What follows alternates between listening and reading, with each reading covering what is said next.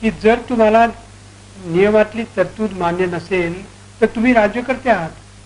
As minister तुम्ही राज्यकर्ते आहात, तो नियम बदलून घ्या, तुम्ही ती प्रोव्हिजन बदलून घ्या, परंतु त्याच्यातून मला मार्ग काढून द्या हे म्हणणे कुठेही नियमाला धरून नाही.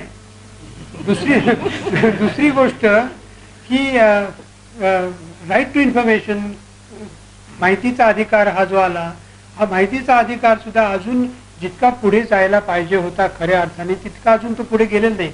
मग अशी आपल्याला सांगत होतो की मी अनेक वर्ष एक पॉईंट म्हणतोय की आणि लिहितोय त्याच्याबद्दल मी की ह्या कायद्याच्या खाली मंत्रिमंडळासमोर ठेवलेल्या टिप्पण्या सुद्धा लोकांना अवेलेबल करून दिल्या पाहिजेत. कारण ते डिसिजन मेकिंगचं शेवटचं फोरम आहे.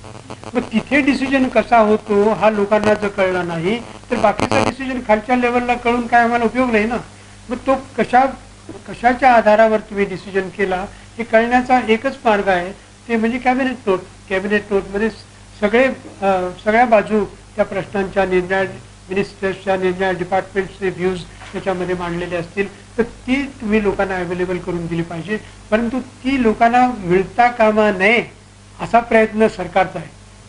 आता उदाहरणार्थ मी एक सूचना अनेक वर्ष करतोय, आता सुद्धा या नवीन पुस्तकामध्ये केली. आमची मानसिकताच बघा तुम्ही कशी आहे.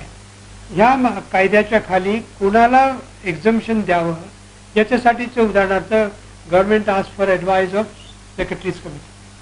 आता CBIला याच्यापासून मुक्तता द्यावी किंवा नाही, राईट टू इन्फॉर्मेशन पासून, हे प्रपोजल सेक्रेटरीज कमिटीच्या पुढे गेलं आणि सेक्रेटरीज कमिटीने रेकमेंड केलं की हे द्यावं आणि त्याप्रमाणे ती सूट देण्यात आली.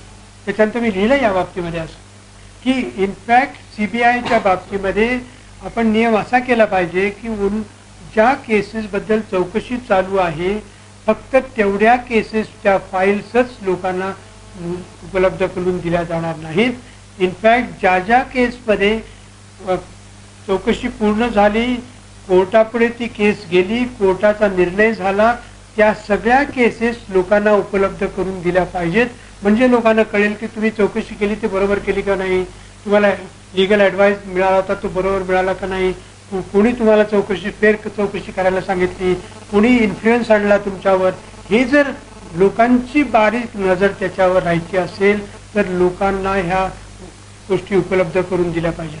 म्हणून तुमच्या प्रश्नाचा दुसरा भाग हा की जोपर्यंत राईट टू इन्फॉर्मेशन आपण पूर्णतः तडीला नेत नाही आणि तोपर्यंत या गोष्टीला सहजासहजी मार्ग निघणार नाही.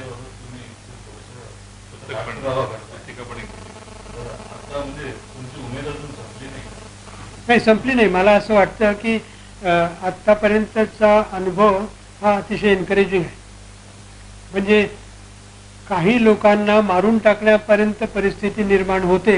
Is itself a proof that we are on the right track. आता ते कोणाचं मरण यावं अशी इच्छा नाही, परंतु याचाच अर्थ असा की काही लोक त्यांचा सुगावा घेण्याचा प्रयत्न जारीने करता आहेत आणि तो चालू राहायला पाहिजे. आणि जर माइंडसेट बदलला ना तर किती फरक पडतो बघा. स्वतःचं उदाहरण म्हणून मी सांगत नाही, परंतु किती फरक पडतो बघा. मी पेट्रोलियम सेक्रेटरी असताना 90 सालची गोष्ट आहे, आपल्याला आठवत असेल की बॉम्बे हायमधला पुष्कळ गॅस हा फ्लेअर होतो आणि त्याचं कारण असं की तो ज्या कारणासाठी द्यायचा होता त्या कारणासाठी त्याचा उपयोग होऊ न शकल्यामुळे तो फ्लेअर अप होतो आणि लिटरली हजारो कोटी रुपयांचा गॅस फ्लेअर अप होतो. एक पार्लमेंट प्रश्न आला आणि त्याच्यामध्ये साधा प्रश्न होता की is it true that gas in Bombay high is being flared, if so what quantity and how much loss has been sustain.